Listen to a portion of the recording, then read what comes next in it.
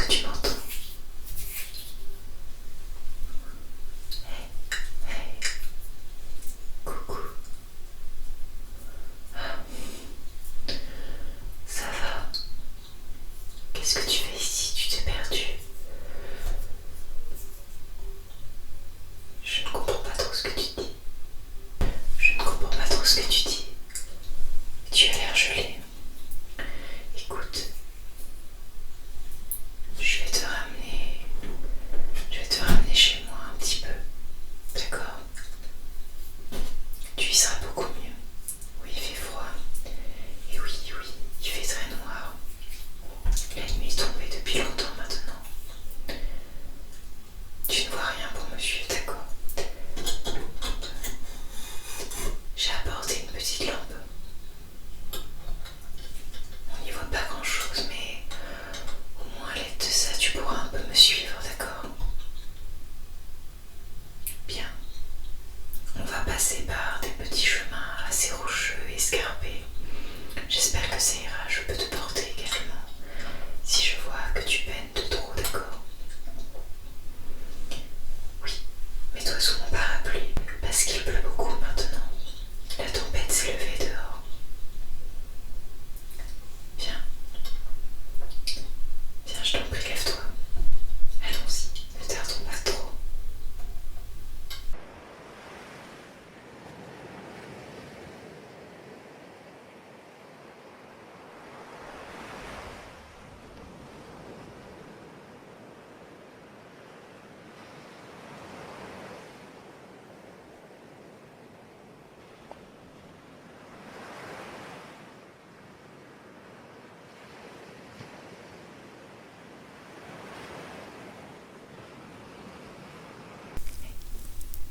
Coucou.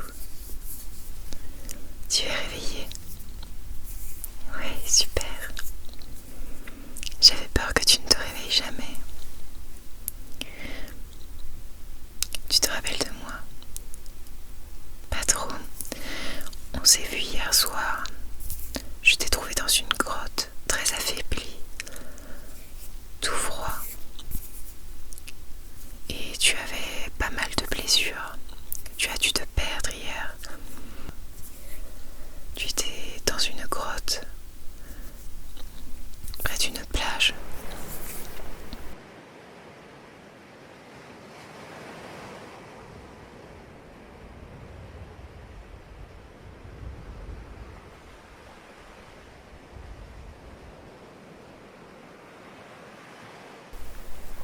Oui, tu te rappelles? D'accord, tu te rappelles que tu t'es perdu hier. Bien, tu avais l'air très affaibli, donc je me suis permise de te ramener ici pour que tu sois plus au chaud et en sécurité. Et puis j'ai vu que tu avais beaucoup de blessures, donc ici je pourrais te soigner et comme ça je pourrais te redéposer sur la même plage et tu pourras rentrer chez toi ensuite, d'accord? Je ne te sentais pas capable de t'en sortir sinon. Tu avais l'air trop mal en point. Oui, bien sûr, je t'aiderai à retrouver le chemin de ta maison. Oui, j'étais très étonnée de te voir sur cette plage-là. Généralement, je ne vois pas d'humains dans ce coin-là. Oui. D'accord. Oui, tu es tombée et tu t'es évanouie. D'accord.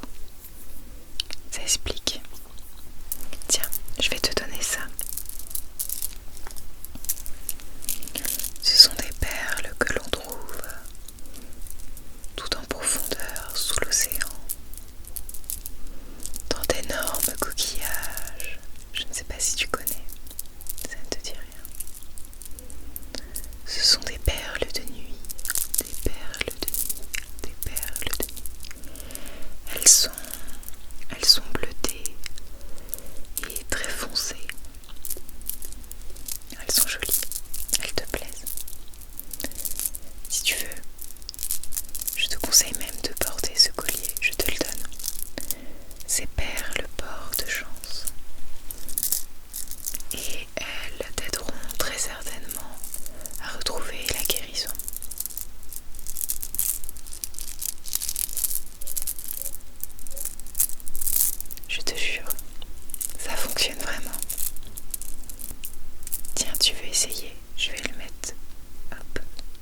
bouge pas. Je vais le passer juste autour de ton cou, d'accord?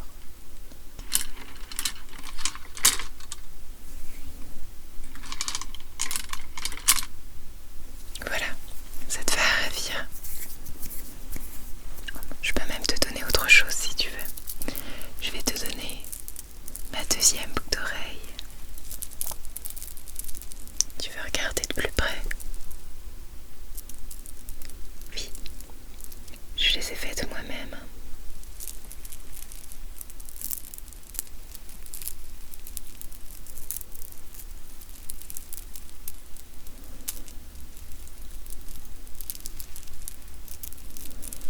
Ces perles devront t'aider à t'apaiser également si tu veux. Tiens, je t'en fais cadeau. Prends-en grand soin.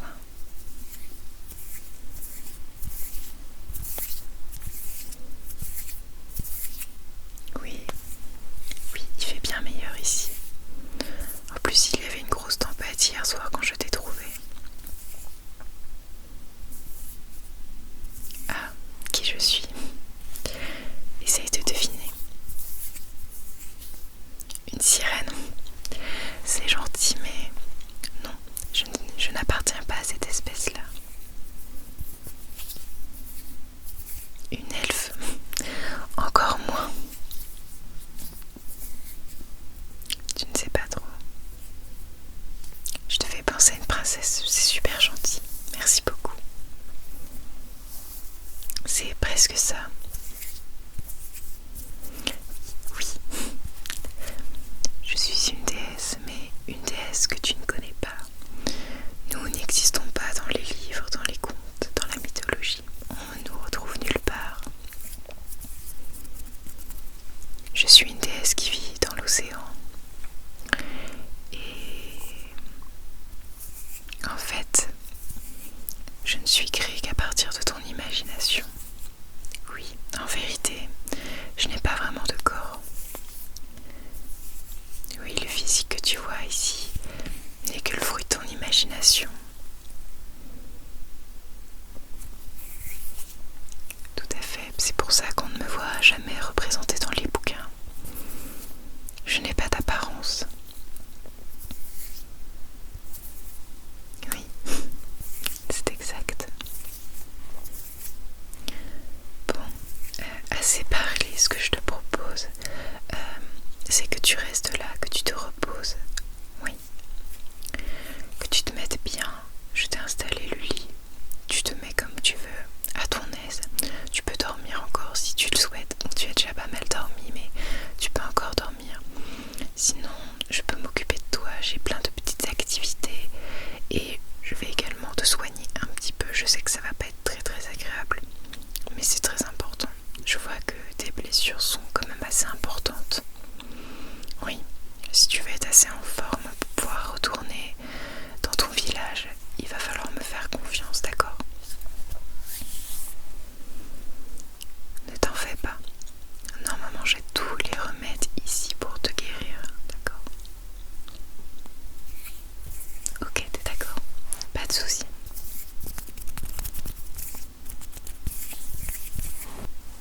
Bon, si tu veux, je vais commencer par démêler tes cheveux qui me paraissent très très emmêlés. Si tu es d'accord. Ok.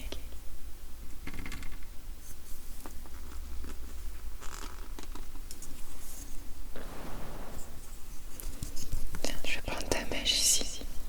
Ok.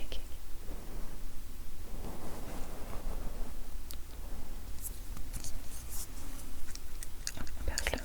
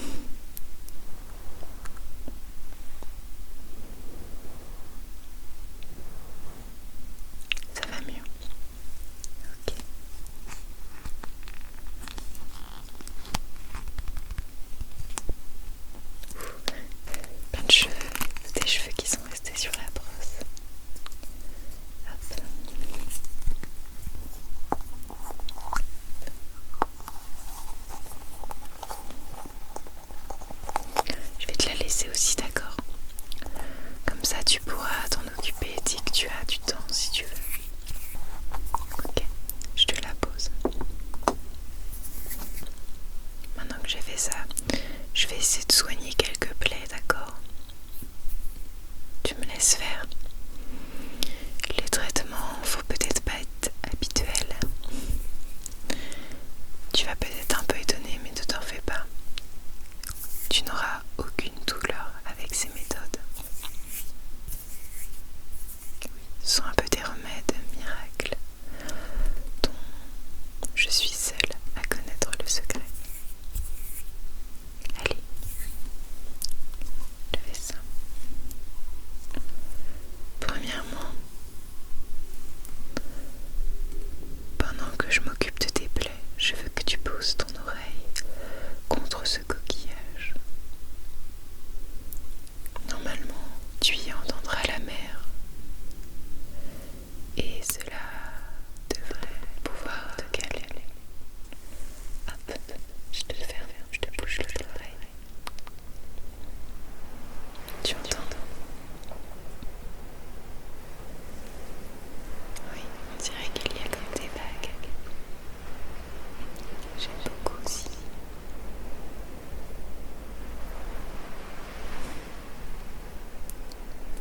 Allez, je te le mets là. Pendant ce temps, je vais prendre un peu d'eau. C'est essentiellement du sel marin et quelques algues, d'accord? Et ça sent très très bon.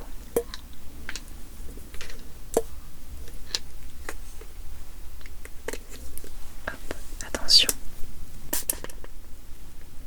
Hop, là, oui, donne-moi d'aide. Voilà. Oui, dans la jambe. Parfait. Ici. Oui, tu vois, ça dégage une délicate odeur. Là, je vois que... Oui, sur ton front, c'est ça.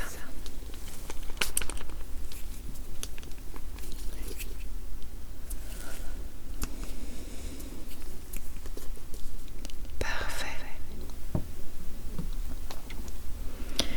Oui, n'hésite pas à te détendre, à fermer les yeux. C'est très important. En attendant, si tu ne veux pas fermer tout de suite les yeux, n'hésite pas à me raconter un petit peu qui es-tu? Qui es-tu toi, en tant qu'humain? Que fais-tu de tes journées? En réalité, je suis très curieuse de le savoir. J'ai tellement rarement l'occasion, voire même jamais, de discuter avec des humains.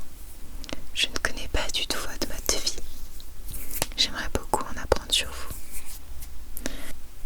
Pendant que je parle, je vais jouer avec un de mes objets préférés chez moi.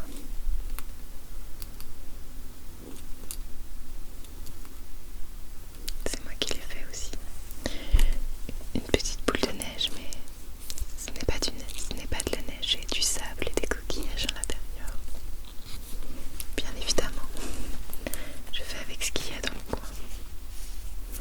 Mais oui, comme je te le disais, je n'ai rencontré que de très rares humains et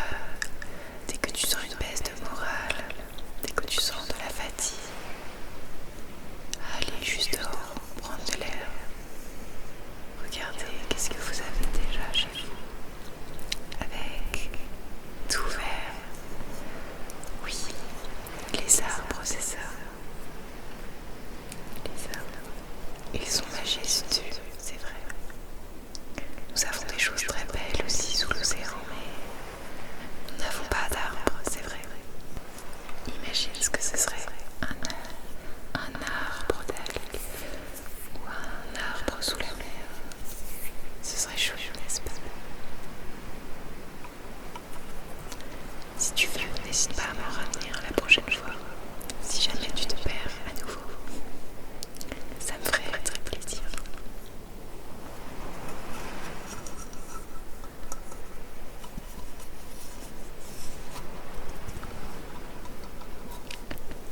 Je le mets près de ton oreille, d'accord? Voilà qui est mieux. Je vais pouvoir continuer mes soins. Alors laisse-moi juste chercher. Normalement. Voilà. C'est que je cherchais. Mon petit coffre. Mon petit coffre de secours.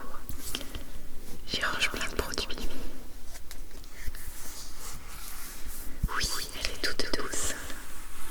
J'adore cette texture.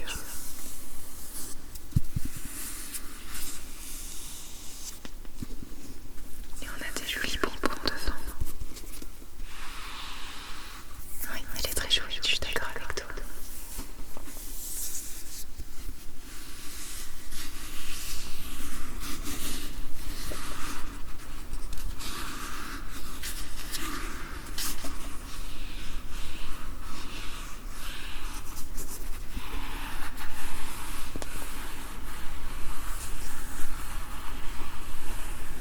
Elle est toute moelleuse aussi.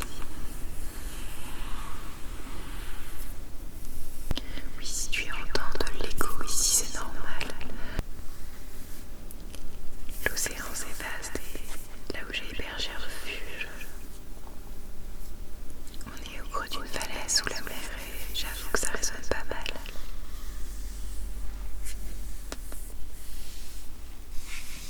Toujours ici comme c'est tout doux. Tu as vu? Allez, reprenons. Ouais, tu vois, il y a tout ce qu'il faut à l'intérieur. J'y ai rangé minutieusement tous mes produits de soins.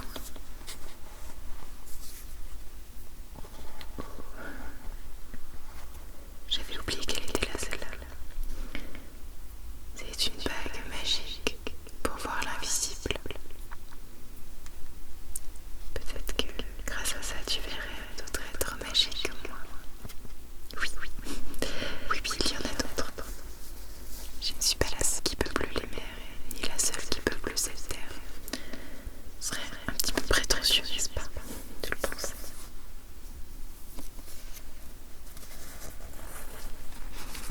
Voilà, j'ai trouvé ce coton. Je vais pouvoir venir appliquer sur tes plaies. Ne bouge pas, d'accord? Voilà.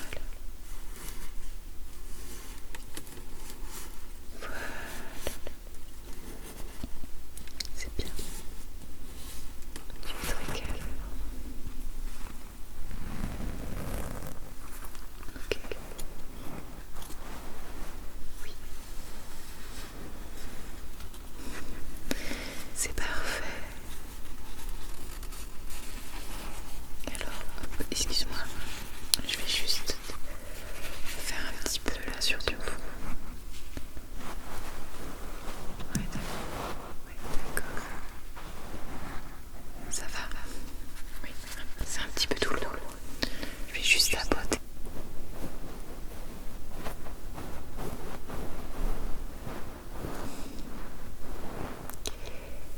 Et voilà.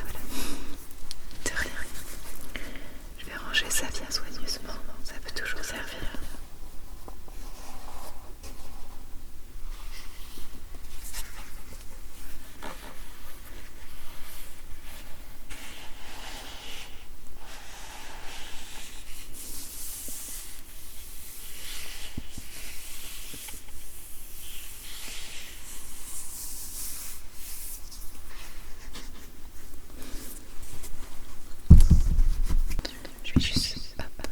Je vais prendre ça pour finir.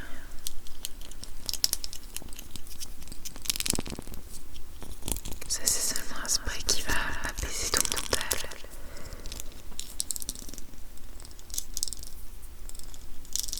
et faire que tu vas pouvoir guérir plus vite. Oui. Ton mental, c'est un petit peu ta plus grande force.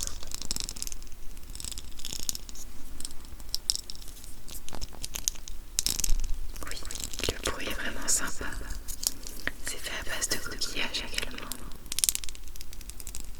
Et c'est un élixir que je confectionne moi-même.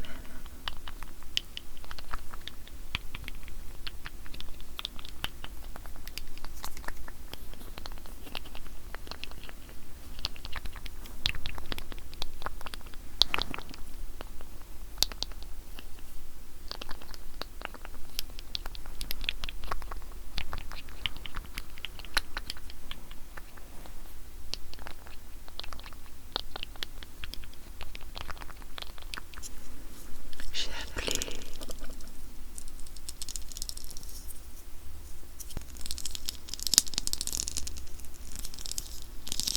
la fiole de la sérénité. Hop.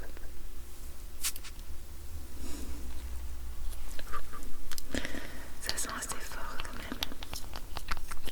Il ne faut pas en abuser. Mais une de plus, ça ne fait pas de mal. Moi aussi j'ai le droit d'en respirer après tout.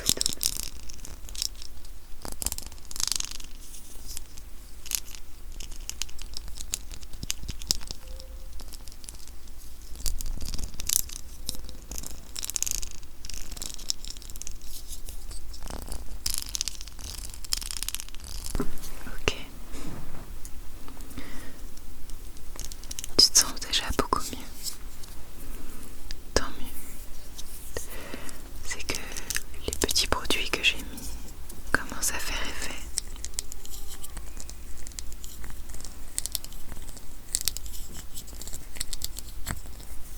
Ah, tu as bien aimé. Oui. Ça a un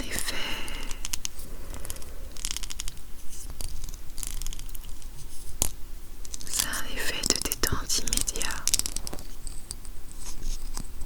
L'esprit, lorsqu'il renifle cette odeur, est tout de suite calmé. C'est une odeur qui ressource, qui rappelle de bons souvenirs, qui nous évoque des lieux magiques, des lieux où tout est possible.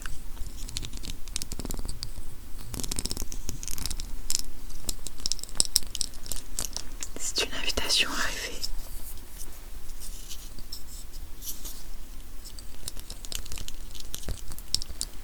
Oui, comme tu l'imagines, cette senteur n'était pas facile à élaborer.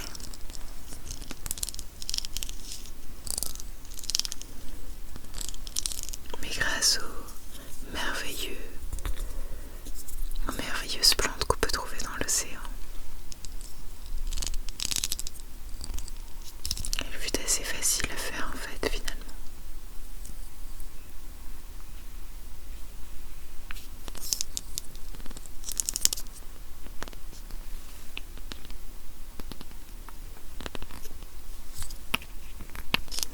Bon, pour finir, je te propose de lire un livre.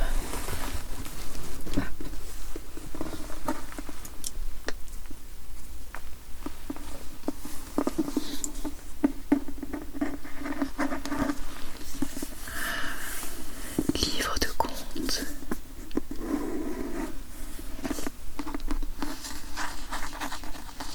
Je ne sais pas si tu connais tous les contes à l'intérieur. Il y en a de très anciens que l'on ne raconte peut-être plus sur Terre.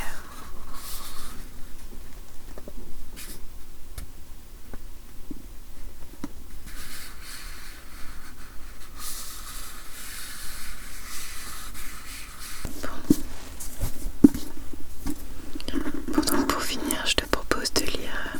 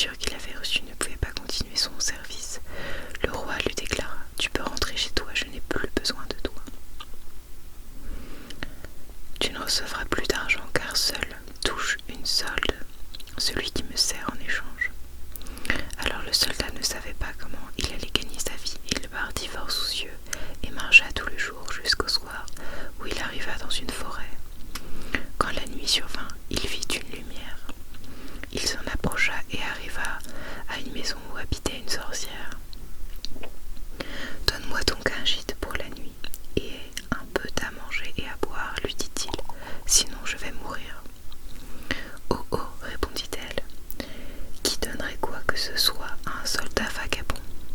Pourtant, je serai charitable et je t'accueillerai chez moi si tu fais ce que je te demande. Que désires-tu ? Demanda le soldat. Que demain matin, tu me pêches mon jardin, dit-elle. Le soldat accepta et le lendemain, il travailla de toutes ses forces, mais il ne put terminer avant le soir. Je vois bien, dit la sorcière, que tu ne peux pas repartir aujourd'hui. Je te garderai encore une nuit. En revanche, tu me fendras demain une charretée de bois que tu tailleras en bûchette. Il fallut toute la journée au soldat pour venir à bout de sa tâche, et le soir, la sorcière lui proposa de rester encore une nuit. Demain, tu ne me feras qu'un travail infime. Derrière ma maison se trouve un vieux puits. Ta riz est vide, ma chandelle y est tombée. Elle brûle avec une flamme bleue et ne s'éteint pas. Tu iras la chercher et me la remonteras. Le lendemain, la vieille le conduisit au puits et le fit descendre dans un panier. Il trouva la lumière bleue et fit signe à la vieille femme de le remonter. Elle le hissa bien, mais quand il fut près de dans la margelle, elle tendit la main pour lui prendre la lumière bleue. Non, dit le soldat qui s'était aperçu de ses mauvaises intentions, je ne te donnerai pas cette chandelle avant d'avoir les deux pieds sur la terre ferme. Alors la sorcière entra en fureur, elle le fit retomber au fond du puits et s'en alla. Le pauvre soldat tomba sans se faire de mal sur le sol humide du puits et la lumière bleue continua à brûler. Mais à quoi cela pouvait-il lui servir? Il voyait bien qu'il n'échapperait pas à la mort. Tout triste, il était là depuis un moment quand par hasard il mit la main dans sa poche et trouva sa pipe qui était encore à demi bourrée.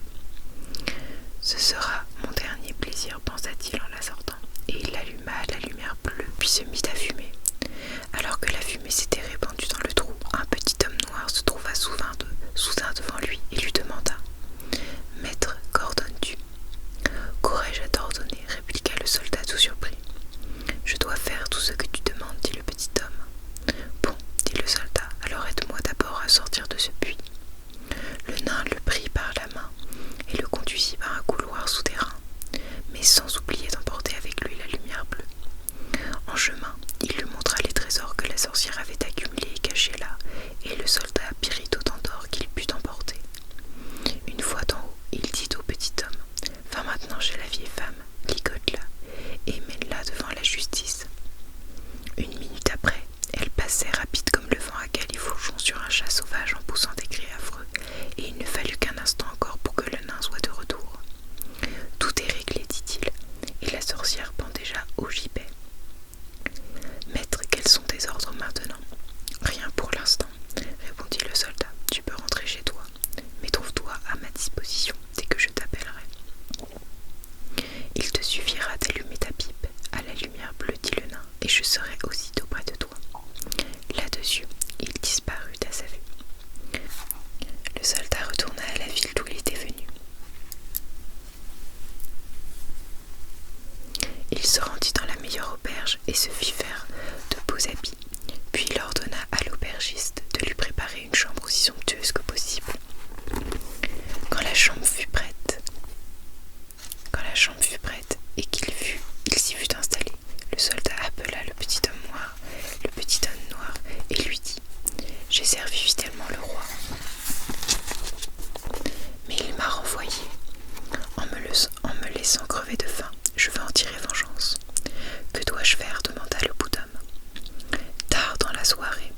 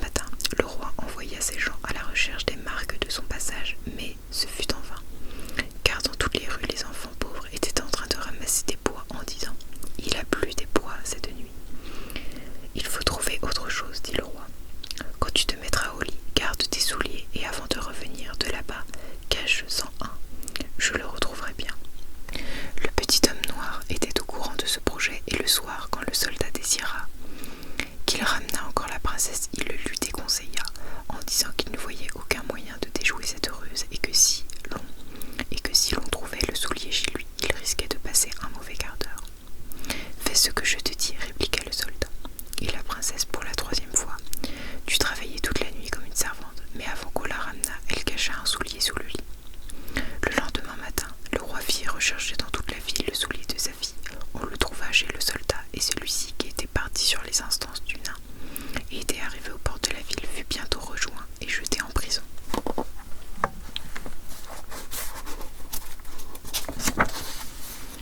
Dans sa fuite, il avait oublié ce qu'il y avait de plus précieux, la lumière bleue et son or, et il n'avait plus qu'un ducat en poche. Il se tenait donc chargé de chaînes à la fenêtre de son cachot quand il vit passer un de ses camarades. Il cogna à la vitre et quand il se fut approché, il lui dit « Sois assez gentil pour aller me chercher le baluchon que j'ai laissé à l'auberge, je te donne un ducat pour ta peine. » Le camarade y courut et il lui rapporta ce qu'il avait demandé. Aussitôt qu'il se retrouva seul, le soldat alluma sa pipe et fit venir le petit homme noir.